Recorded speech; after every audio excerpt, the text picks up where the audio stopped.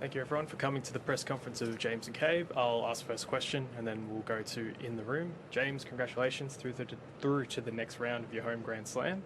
Just what was the atmosphere like on court today? Absolutely amazing. I think everyone's dream, every Australian's dream, is to play the Australian Open main draw in your home country, and just grateful for Tennis Australia for the opportunity and just excited for the next round. Just grateful that I got through today. The guy versus absolutely amazing player. I think he's Spain's next up and coming. He's a great player. It was a great battle out there, and just happy and grateful I got through today, and hopefully I can keep going. Yep, sure. James, congratulations. Not only your first Grand Slam victory, but first ATP Tour level victory. Must be pretty special. Take us through your emotions right now. Just really happy to get through it. I've lost, I think, 3 or 4 now in a row. So just to get that monkey off my shoulder, I'm just happy and grateful, and all the support Tennis Australia has given me, I'm just grateful for. And I think more just getting the experience against the bigger stages and the bigger players. You can't really prepare for that. You just got to go through it. I'm just grateful I got the opportunity, and hopefully I can keep going. You had a bit of a hype man in your corner today, Sonny Bill. What's the connection between you two? How do you know each other? I've known Sonny ever since I was a kid. We were really close, basically we're family friends. So it's just, I wanted him to come down, and he came down last year as well, and he came to Adelaide, and Sonny's like his brother to me, so Sonny's amazing. He's like especially Sonny being Sonny, he has all of his experience being one of the best players ever to step on the field, and I'm just his words of wisdom and everything is just I'm just very lucky. Does he give you like advice about like I don't know, like does he give you advice on the court, like not being too much in your own head, or like how to manage tense situations? Yes. Well, he's being at the top of rugby, he has a lot of experience with pressures and everything that comes with it. It's a bit different with rugby being a team sport, but I think every sport has their own merits and their own things, and tennis is tough because you're out there for multiple hours before matches. You don't know when you're going to be on. Rugby's set out, structured and planned, and you know what you're going to do, and there's not much change. But in tennis, everything's changing continuously. So it's when, like, him being at the top of his sport, like, he's one of the greats. So I'm just grateful, like, all the words of advice he gives me, I take them to heart.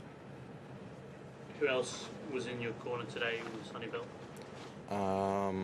It was Sonny, Gavin, Van Purposel, Al Murphy, my mum, my sister, and my manager. Busy corner. I noticed at the end of the second set, I think Martin went off and had a toilet break, and you know what happens when you're 2 sets up, your opponent's going to do that quite often.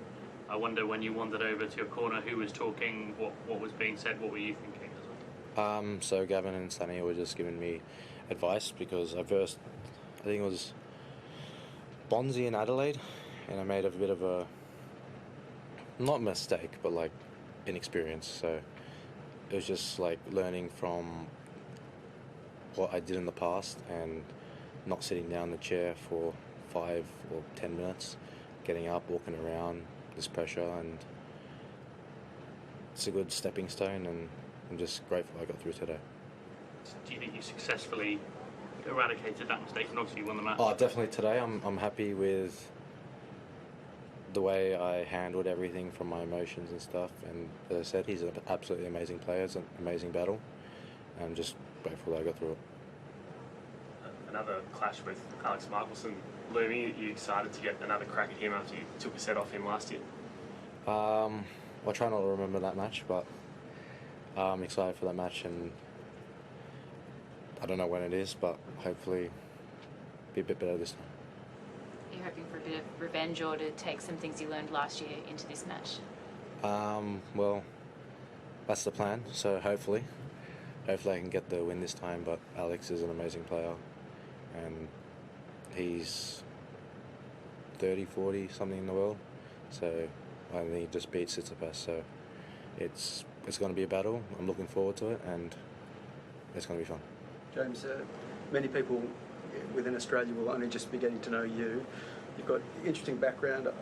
There's some reference on your Wikipedia to being a good flute player. Like, you've got a swimming background and Irish and Filipino background as well. I don't know, to introduce yourself to the broader community, tell us what you're about. You know, what makes you tick, what kind of person you are. So I was born in the Philippines. When I was 2 months old, I moved to Australia. I live in Sydney, Rockdale, so near the airport. I've lived there my whole life.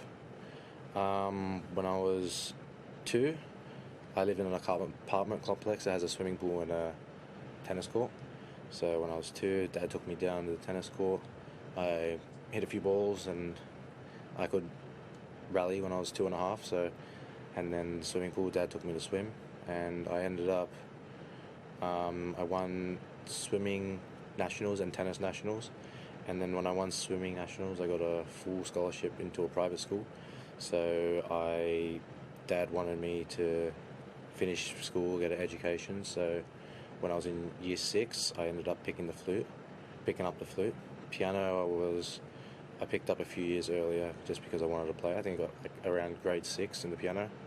So, and then learning how to play the flute from scratch was definitely difficult, but a few years in, I started playing in orchestras, symphonic wind bands, academy orchestras, and I sang in choirs, and it was a bit tough when I was swimming.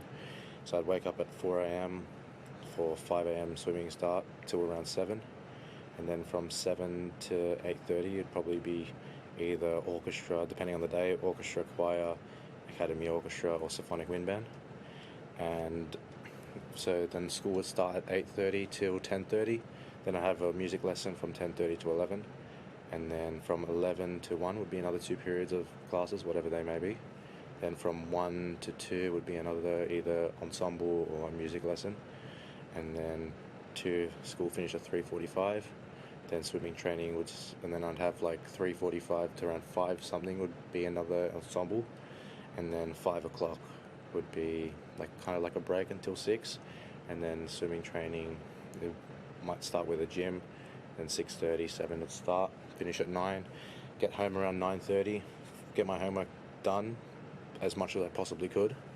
And then from whenever I finished that, went to sleep, and then started the next day at 4 a.m. again. So childhood was quite tough, but I got through it, and I think it definitely builds character and builds strength. I was a kid, well, I'm not saying I'm much older now, but I didn't know anything else. I didn't know what anyone else was doing, so that was my life. And then when I was 10, I dropped the rackets to do swimming and music for the full scholarship to the school. And then 15, I played casually, didn't play basically any tournaments or anything. Then 15, I picked up the rackets again. Then I won December Showdown and Schoolboys Nationals in singles and doubles for the Australian Nationals. And then the Schoolboys Nationals I won in individual. And then after that, that's why Dad sent me to a private school, because he wanted me to finish my education. So then I finished my education, and then 2020, at the end of COVID, I got really chubby because I wasn't playing much or anything. And then after that, as soon as I finished school, I started traveling and started playing tennis. I didn't play much juniors because I was doing all the music and stuff like that. And so everything so far, the last 2 years, has just been a learning experience from traveling, and you just don't know what to expect until you do it. And getting the opportunity, especially last year, which I'm very grateful for, there's a bit of inexperience, but I think now I'm a bit better at handling a lot of things and going through certain situations, and I'm just grateful I have the opportunity, and just thankful for Tennis Australia for everything. Sounds like you feel like you've got a lot of improvement. Yeah, you're only really just scratching the surface. Hopefully. So, yeah, hopefully that I can keep going, and I just joined I started working at the National Tennis Academy in Australia. So I did my pre-season there. So I'm grateful for everything Tennis Australia has done and whatever the future brings. But I'm looking forward to the new chapter in my life and new chapter in my tennis. So hopefully I can keep rising and hopefully I can do Tennis Australia proud. Thanks, everyone.